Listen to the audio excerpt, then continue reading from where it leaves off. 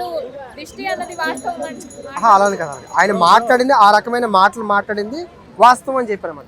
So ఆ video చూసి నేను మాట్లాడుతాను.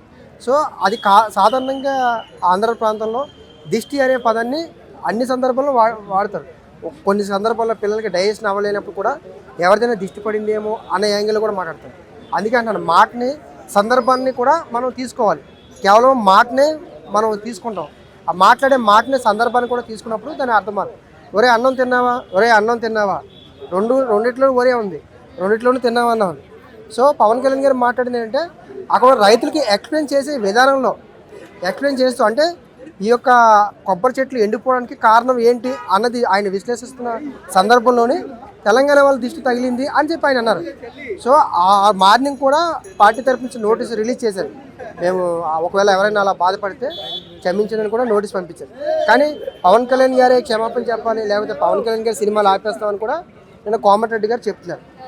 సో అంటే కోమటిరెడ్డి గారు సినీ ఆటోగ్రాఫ్ మంత్రి కాబట్టి ఇంకా ఆయనకి మించి సినిమాలు ఆపే శక్తి వేరే వాళ్ళకి లేదు కాబట్టి ఆయనే చెప్తున్నారు ఆపేస్తారు. అయితే కోమటిరెడ్డి గారు మొన్న జరిగిన సర్పంచ్ ఎన్నికల్లో ఒక వ్యక్తిని కిడ్నాప్ చేసే విధానం అనేది బాగా హైలైట్ అయింది. ఆ అంశాన్ని డైవర్ట్ చేయడం కోసమే ఈ అంశాన్ని అనుకోకుండా పైకి తీసుకొచ్చారనేది ఒక అంశం. అంటే మా తెలంగాణ వాళ్ళకి మాత్రం దిష్టి అనేది ఒక నెగిటివ్ వేశారు, మా దగ్గర ఇక్కడ పాజిటివ్ అనేది అయితే ఏం లేదు.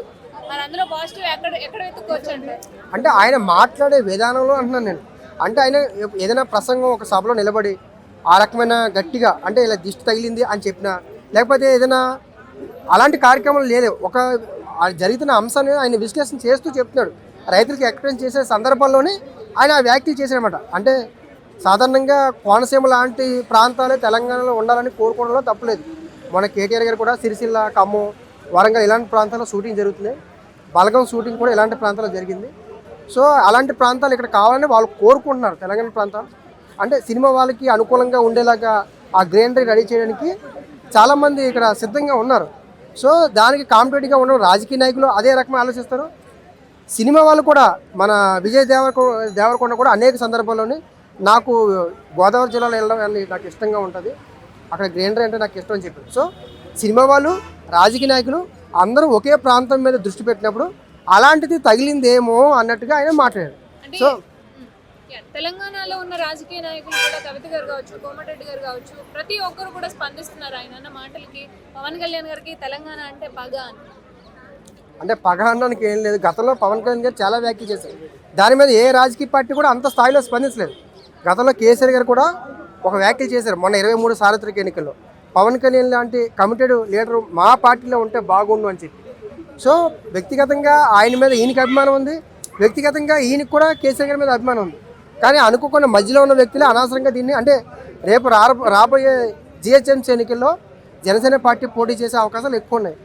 మొన్న ఇక్కడ జూబ్లీస్లోనే రావాల్సింది పవన్ కళ్యాణ్ గారు, కొన్ని కారణాల వల్ల రాలేదు. సో ఇక్కడ రేపు జిహెచ్ఎంసీ ఎన్నికల్లో ఈయన పోటీ చేస్తారు కాబట్టి ఇప్పుడు ఈ అంశాన్ని ఆయనకి అడ్డు పెట్టామని చెప్పి ఒక పొలిటికల్గా ఎజెండాగా తీసుకున్నారు. పవన్ కళ్యాణ్ గారు చేసిన వ్యాఖ్యలు అందులో ఉన్నాయి, కాకపోతే దాని భావాన్ని అర్థం చేసుకోలేదు. ఆయన అన్న మాటలు వాస్తవమే, కానీ దాని భావాన్ని ఏ సందర్భంలో అన్నారనేది కూడా చూసుకోవాలి. కోమటిరెడ్డి గారు కూడా మాట్లాడినప్పుడు ఆయన ఏ సందర్భంలో అన్నారో కూడా నేను చూసుకోవాలి అని కూడా చెప్పారు. సో ఆయన అన్న సందర్భాన్ని తీసుకోలేదు, ఆయన అన్న మాటనే తీసుకున్నారు. ఆయన సందర్భానికి ఇంకోసారి ఎవరైనా సరే చూడాలనుకున్న వాళ్ళు మళ్ళీ ఒకసారి అబ్జర్వేషన్ చేస్తే ఆ సందర్భం అంటే ఆయన మాట్లాడే విధానం అనేది మారిపోయి ఉంటుంది. సో దాని అర్థం మారిపోతుంది. కాబట్టి సినిమాలు ఆపేస్తామంటే రేపు పొలిటికల్గా ఆయన లిఫ్ట్ అవుతారు కాబట్టి ఇంత హైప్ తీసుకొచ్చారు, లేకపోతే అంత హైప్ తీసుకొచ్చే అవకాశం లేదు.